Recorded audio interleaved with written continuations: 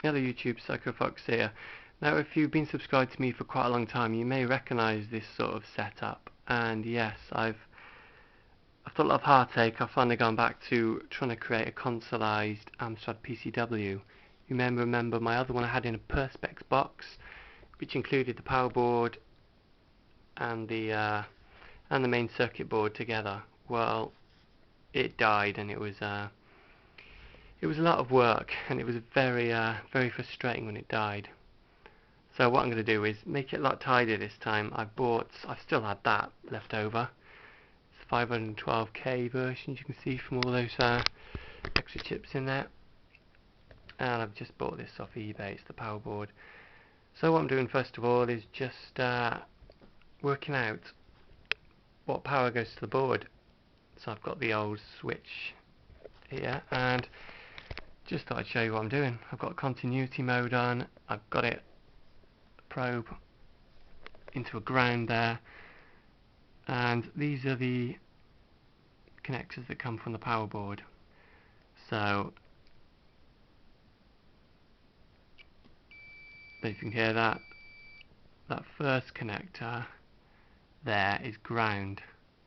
This second connector, which goes to this first little silver dot there, that's also ground.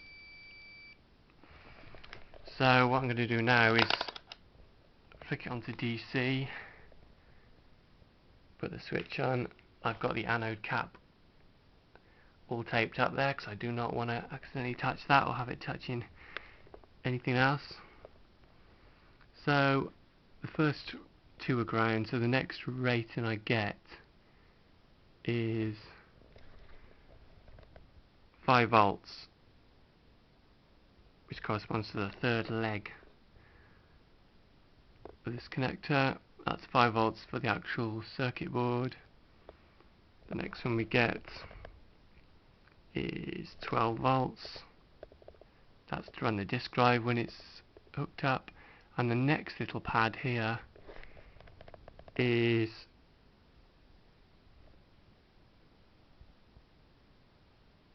whoa, come on. It should be 24 volts for the printer. Let's pop that up a little bit. There we go, I didn't have my settings high enough. Bang on 24 volts, and that runs the printer there through this little jack here. So let's cut the power for some fries. So yeah, that's what I'm doing at the moment. It's early days, but what I'm going to do is hook up two power supplies. You know, just standard little power supplies to replace this, because this has got a lot of stuff on it for the actual monitor, which has been removed, transformers and massive heat sinks and stuff, and you really don't need any of that. There's nothing on there that you need really to consolise it. It all runs off the board. So yeah.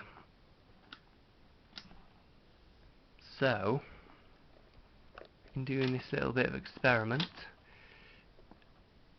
those first two there are ground. That pin is 5 volts for the circuit runners or circuitry. That's 12 volts on the disk drive or disk drives, and that's 24 volt for the printer. So I think I'm just going to leave the printer out, because you really don't really want to print if you're consolising an old word processor.